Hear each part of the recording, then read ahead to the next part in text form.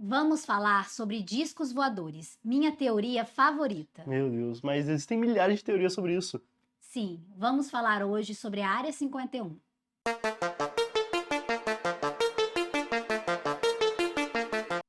Existem inúmeras teorias da conspiração sobre a Área 51, uma instalação secreta do governo americano onde ele faz experimentos em alienígenas.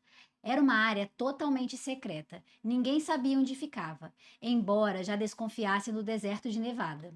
Até que, no início dos anos 2000, o governo americano decidiu abrir informações sobre a localização da área. E, de fato, essa Área 51 existia há décadas, mas era mantida em sigilo, segundo o governo americano, porque era uma área de testes para avião bombardeio. O governo não queria espiões russos nem de outros países visitando por lá, então manteve a área em sigilo. Sim, pode até ter teste lá, mas só se for teste de disco voador. As primeiras informações que surgiram da Área 51 estavam associadas ao acidente de Roswell.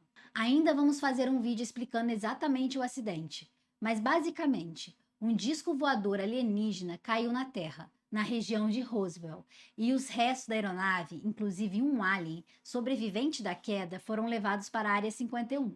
Calma, Morgana, segundo o governo americano, foi apenas o balão meteorológico que caiu. Sim, e colocaram várias unidades do exército americano para proteger um balão meteorológico. Sei. Mas Roosevelt fica para discutirmos outro dia. O fato é que a Área 51 teria se especializado em estudar tecnologia alien, e a pessoa que mais falava sobre isso é o físico americano Bob Lazar.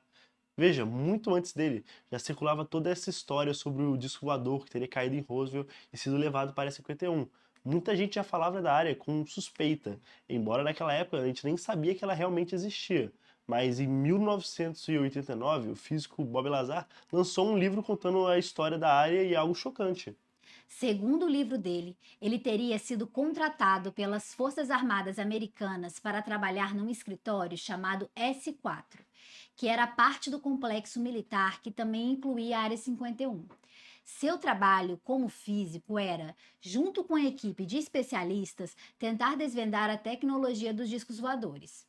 Ele disse no livro e em várias entrevistas desde então que a Área 51 possuía 9 hangares secretos e subterrâneos, e cada um desses hangares possuía um disco voador.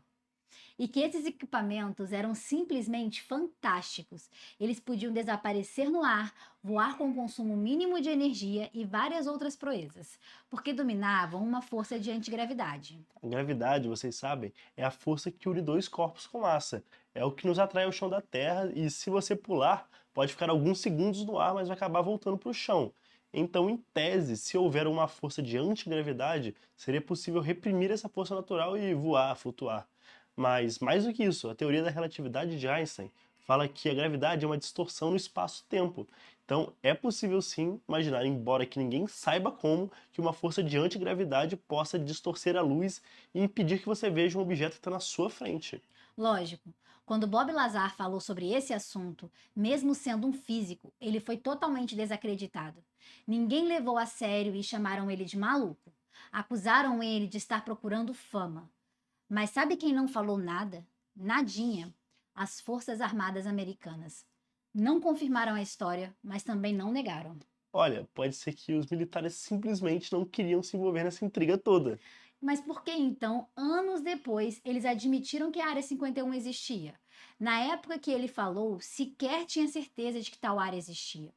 O fato é que Bob Lazar não apenas falou sobre o que viu lá, existem provas de que ele trabalhou lá, documentos e declarações do imposto de renda. Ele também descreveu a física por trás dos discos voadores. De fato, ele descreveu como funcionariam tais discos voadores. Segundo ele, o segredo estava no elemento 115, que não existe na Terra, mas teria sido sintetizado pelos aliens.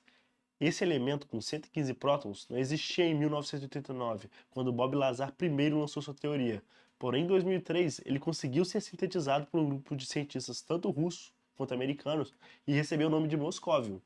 Na verdade, o elemento sintetizado não mostrou nenhuma das qualidades antigravitacionais que Bob Lazar descreveu. Sim, porque não era apenas o elemento, havia todo o motor baseado nele. Quando ele divulgou os estudos, o elemento 112 já havia sido sintetizado e ele mesmo falava que em pouco tempo chegaríamos no 115. mas apenas alguns átomos, de fato, o que foi sintetizado. Os aliens tinham vários gramas desse elemento em uma forma estável. Esse elemento ficava na parte superior do reator, e na parte de baixo ficava algo que se parecia com um acelerador de partículas. Uma partícula era acelerada a uma velocidade próxima da luz, e então era direcionada esse elemento 115. Isso fazia o elemento 115 passar por uma reação que acabava liberando uma partícula de antimatéria. Bom, acelerar partículas para gerar reação é algo que acontece com várias substâncias, já temos até tecnologia para isso.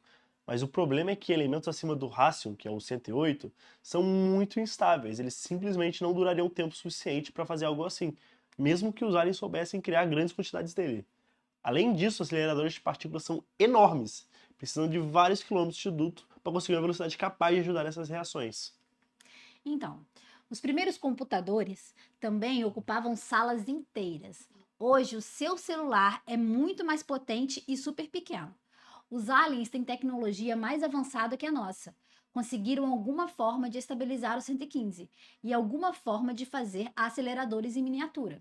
O fato é que a antimatéria gerada dessa forma era usada para gerar energia. Antimatéria colidindo com matéria, no caso com o gás, gerava muita energia. Mas além disso, a reação também gerava partículas de antigravidade. E esse é o principal segredo das naves. Por isso que elas voam fácil e ficam invisíveis. Mas também tem muita energia para manter os seus sistemas. Lógico, todas as declarações de Bob Lazar foram desmentidas por outros cientistas que trabalhavam na Área 51. Como seria esperado. Mas, de fato, como a Área 51 é um centro importante de teste para a Força Americana, eles até falaram onde fica, mas não permitem que ninguém chegue perto para inspecionar. Óbvio, né? Bom, daí não temos como saber, mas na dúvida, não dá para acreditar nessa boboseira toda. Exatamente o que o pessoal da Área 51 e ele quer que você pense. Mas e você? O que você acha disso tudo? Você já viu o podcast do Bob Lazar com o Joe Rogan? Foi um dos podcasts mais assistidos de todos os tempos da internet. Fala pra gente o que você acha no comentário e obrigado pela audiência. Obrigada e que a Deus esteja